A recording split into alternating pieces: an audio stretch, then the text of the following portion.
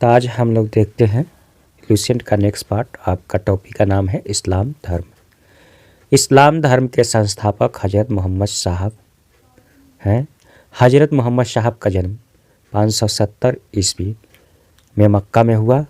हजरत मोहम्मद साहब के पिता का नाम अब्दुल्ला और माता का नाम अमीना है। हजरत मोहम्मद साहब को 610 ईस्वी में मक्का के पास हीरा नामक गुफा में ज्ञान की प्राप्ति हुई। 24 सितंबर 622 ईस्वी को पैगंबर के मक्का से मदीना की यात्रा इस्लाम जगत में मुस्लिम संवत हिजरी संवत के नाम से जाना जाता है। मोहम्मद की शादी 25 वर्ष की अवस्था में खदीजा नामक विधवा के साथ हुई। मोहम्मद की पुत्री का नाम फातिमा एवं दामाद का नाम अली हुसैन है। देवदूत गैब्रियल ने पैगंबर मोहम्मद साहब को कुरान अरबी भाषा में समर्पित की। जिब्राइल नॉट ग्रेबियल, यहाँ जिब्राइल। कुरान इस्लाम धर्म का पवित्र ग्रंथ है। नेक्स्ट पॉइंट देखते हैं। हजरत मोहम्मद साहब की मृत्यु वफ़ात यानी कि 8 जून 632 ईस्वी को हुई। इन्हें मदीना में दफनाया गया। मोहम्मद साहब की वफ़ात के बाद इस्लाम सुन्नी तथा शिया नामक 2 पंथों में विभाजित हो गए। सुन्नी उन्हें कहते हैं जो सुन्ना में विश्वास करते हैं। सुन्ना पैगंबर मोहम्मद साहब के कथनों तथा कार्यों का विवरण है। शिया अली की शिक्षाओं में विश्वास करते हैं तथा उन्हें मोहम्मद साहब का न्यायमत उत्तराधिकारी मानते हैं। अली मोहम्मद साहब के दामाद थे। अली के सन 661 ईस्वी में हत्या कर दी गई। अली के पुत्र हुसैन की हत्या 680 ईस्वी में करबला यानी कि ईरान नामक स्थान पर कर दी गई। इन दोनों हत्या ने शिया को निश्चित मत का रूप दे दिया। पैगंबर मोहम्मद साहब के उत्तराधिकारी खलीफा कहलाए। Next point. इस्लाम जगत में खलीफा पद 1924 ईस्वी तक रहा। 1924 ईस्वी में इसे तुर्की के शासक मुस्तफ़ा कमाल पाशा ने समाप्त कर दिया। इब्न इसाक ने सर्वप्रथम पैगंबर साहब का जीवन चरित्र लिखा। मोहम्मद साहब पैगंबर के जन्म दिन पर ईद मिलाद उल नबी पर मनाया जाता है। अब हम लोग देख रहे हैं ईसाई धर्म। ईसाई धर्म के संस्थापक ईसा मसीह। ईसाई धर्म का प्रमुख ग्रंथ बाइबिल। ईसा मसीह का जन्म यरूशलेम के निकट बेथलहेम नामक स्थान पर हुआ था। ईसा के जन्म दिवस को क्रिसमस के रूप में मनाया जाता है। ईसा मसीह के माता का नाम मैरी और पिता का नाम जोसेफ है।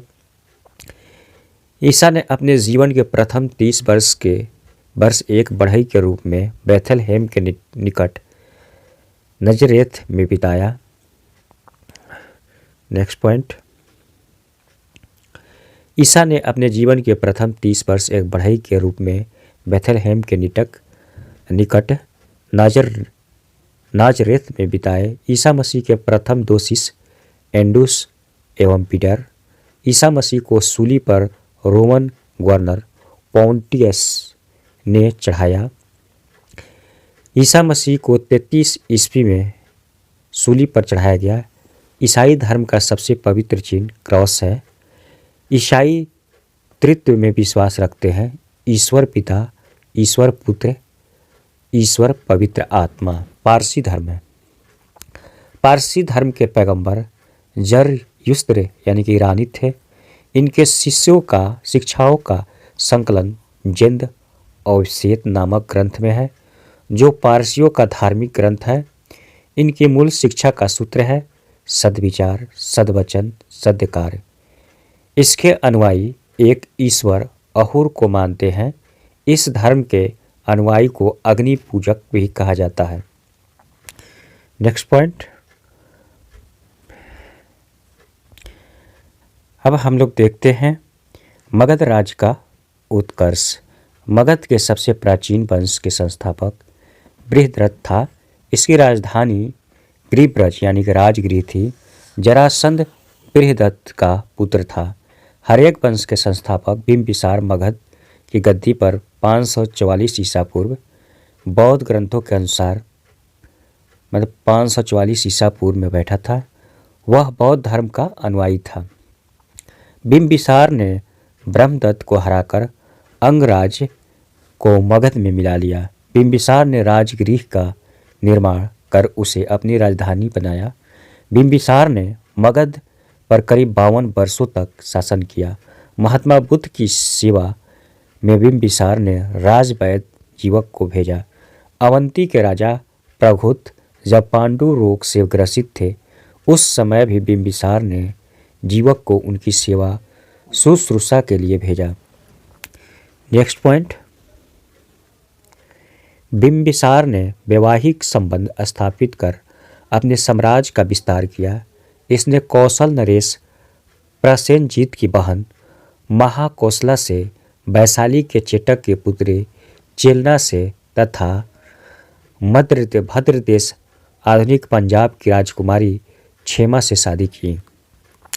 बिंबिसार की हत्या उसका पुत्र अजातशत्रु ने कर दी और वह 493 ईसा पूर्व में मगध की गद्दी पर बैठा। अजातशत्रु का उपनाम आपका कुड़िक था। अजातशत्रु ने 32 वर्ष तक मगध पर शासन किया। अजातशत्रु प्रारंभ में जैन धर्म का अनुयायी था। शत्रु के सुयोग मंत्री का नाम वर्षाकर यानी कि वर्षाकर था।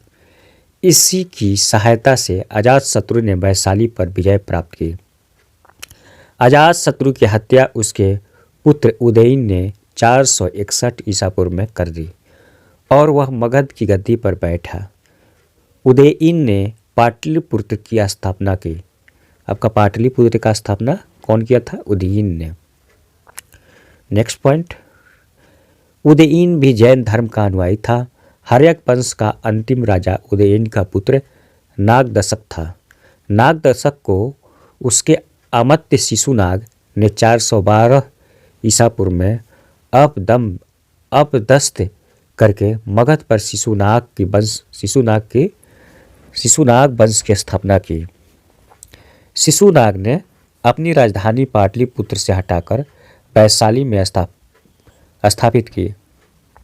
शिशुनाग का उत्तराधिकारी कालाशोक पुनः राजधानी को पाटलिपुत्र ले गया। शिशुनाग वंश का अंतिम राजा नंदीवर्धन था। नंद वंश का संस्थापक महापद्म नंद था। नंद वंश का अंतिम शासक धनानंद था। यह सिकंदर का समकालीन था। इसे चंद्रगुप्त मौर्य ने युद्ध में पराजित किया और मगध पर एक नए वंश यानी कि मौर्य वंश की स्थापना की।